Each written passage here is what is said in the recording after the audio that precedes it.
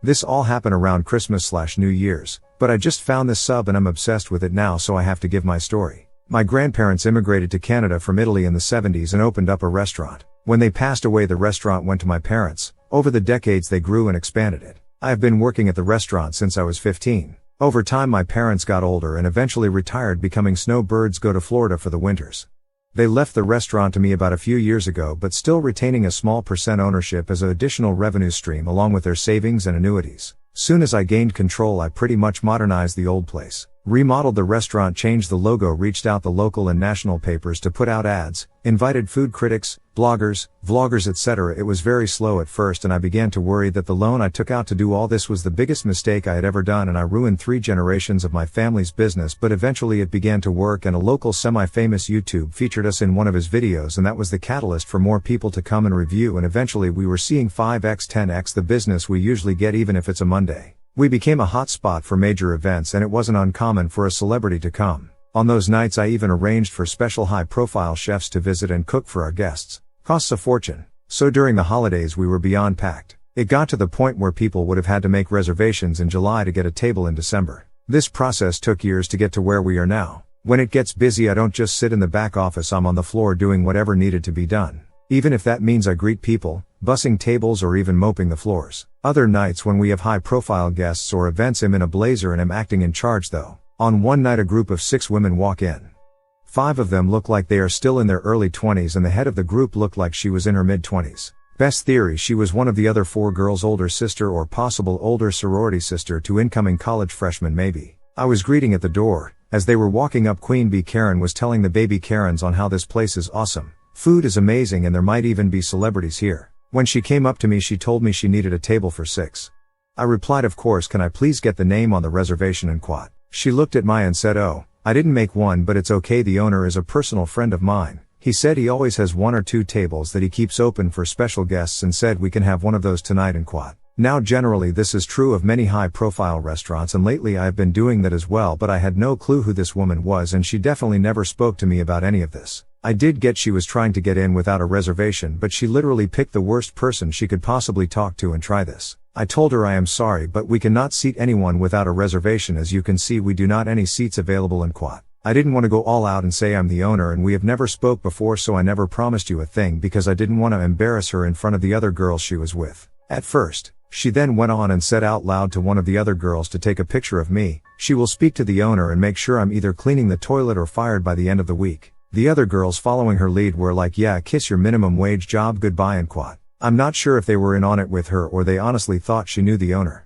Queen Bee Karen then went on and said, look, you can just give us a table or I can make life very difficult for you. This is not worth losing your job. And quat. Constantly pointing, just trying to put me down, saying things like obviously you aren't anyone here because if you were you would know who I am, and never even try to tell me anything other than yes or of course. Constantly trying to belittle me and get that table. At this point it was a long day for me and the way I saw it. I had 3 options. 1. Tell her I'm the owner and just call her out on all of this. 2. Just give her the table and let it be. 3. Teach Queen Bee Karen and her little minions a lesson. I chose option 3 for various reasons, including some personality flaws I am aware that I have, but I like to think it was at least 50% really wanting to teach her a lesson. I smiled at her, said of course ma'am, follow me please, and I gave her one of the 3 tables we keep open in case a celebrity comes. It happens time to time. I told her I apologize for everything and she is right, it would be simpler to just give her the table. I also told her that first 3 round of drinks will be complimentary. I sat them down and personally served them. As they were sitting down I told them we do need one of your credit cards and IDs just to keep on file and we will give it back to you before you leave.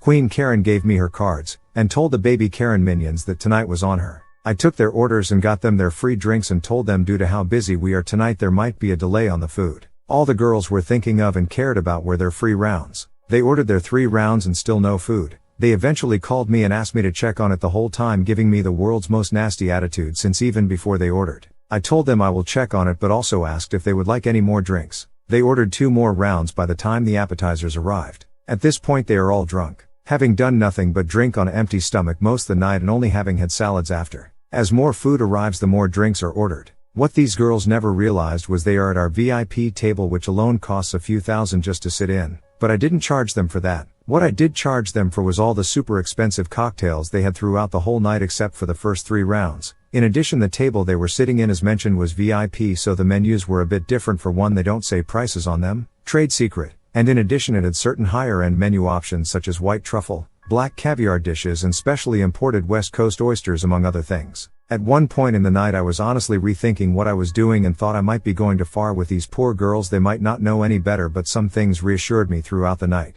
Such as one of the baby Karens asked me if I felt like my life was worthless since all I ever became was a waiter. Also, one of my other employees told me how they were discussing how to F with me to the point that they can just do this whenever they want and I will know to always give them a table. I also overheard them say "Hess cute, but I would never date a waiter like that. He is such a pushover." There were a bunch of comments like that the whole night. So I kept on with their life lesson.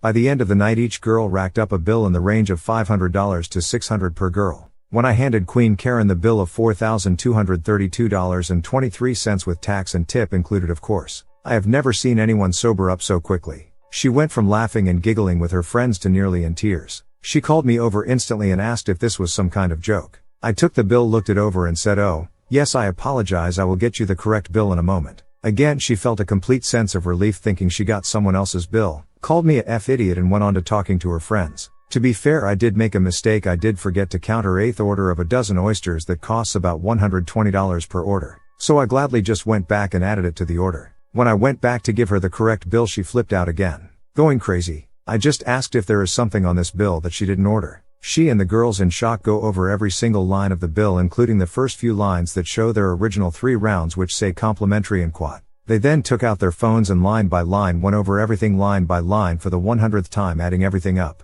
Extremely rattled, Queen Bee Karen simply said, "1 second, I need to use the washroom."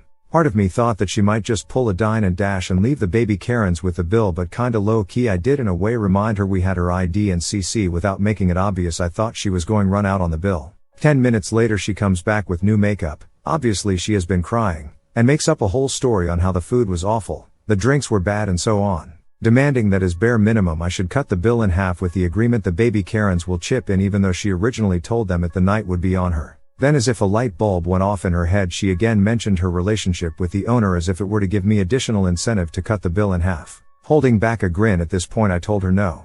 Just no, I can't change the bill. She whips out her phone and shows me a series of texts with someone called my restaurant's name owner, which pretty much I realized was what she was doing in the bathroom, just probably changed one of the other Karen minions' contact name and deleted previous texts. So start this new script. I read them, then clicked on contact into and told her that's not the owner's cell number. Her reply was he has multiple phones for business and stuff, of course you don't know all his numbers and quat. I remember, wow, this girl thought of everything except the actual owner and quat. I told her how about this if we call him and he says that it's okay to take 50% off the bill, then he'll do it. Her reply was a yelling and screaming over the time where the few remaining customers all began to start looking and I knew okay, time to end this. I told her already in a less accommodating voice, "Cut the crap, little girl, you don't know the owner, you have never been here before, and if you keep yelling I will call the police and quat." Her demeanor changed and she was trying to defend herself the best she could. My reply to her weak comebacks was, my grandparents founded this restaurant. My family has been running this place for generations. I have worked here almost my entire life. I am the one and only owner of this restaurant and I have never once seen you, heard of you, and I definitely never made a stranger I don't know and have never met before tonight any promises and quat. The mini Karens were just frozen and didn't even know how to react. Queen Bee Karen was in tears. I said, "Now I gave you the table you wanted, one of your specially reserved tables for high-end clients which I didn't charge you for, and I gave you 3 rounds of free drinks. If you don't pay your bill I will call the cops and hand them your ID." And quat. In tears Queen Karen signed the bill and the mini Karens took out their purses to give her whatever cash they had, which equaled to maybe a couple of hundred, with the promise to pay her back more. 2 days later a man walks into my restaurant fuming and asks one of my bartenders to speak to me. I was in the back office for a bit working, so he waited a good half hour for me. He was Queen Bee Karen's father. She was with him too, keeping her head down. I took them both to my office, showed him highlights of the security cameras which were especially good quality of audio because they were in the VIP, which we had to keep good records of because we have had other unrelated incidents before. So I showed him most of it, their comments, their orders, their everything. When all was said and done he stormed out with her and was screaming at her the whole time they were walking away. Haven't seen or heard from either of them since, but the original bill I gave them, the one that didn't count the $120 oysters, is framed on my desk. Side note, I didn't lose as much overhead on the table in 3 rounds as you might think. The table was originally supposed to be empty, so I didn't lose anything since I didn't expect to gain anything to begin with, and the overhead for the food and other drinks more than covered the loss on the 3 free first rounds. I thought about posting this on Nuclear Revenge, but I read some of the stories there and I think making this girl pay a few thousand and give her a life lesson doesn't qualify. Some of the revenge there is life-ending revenge stories and losses in the tens or hundreds of thousands.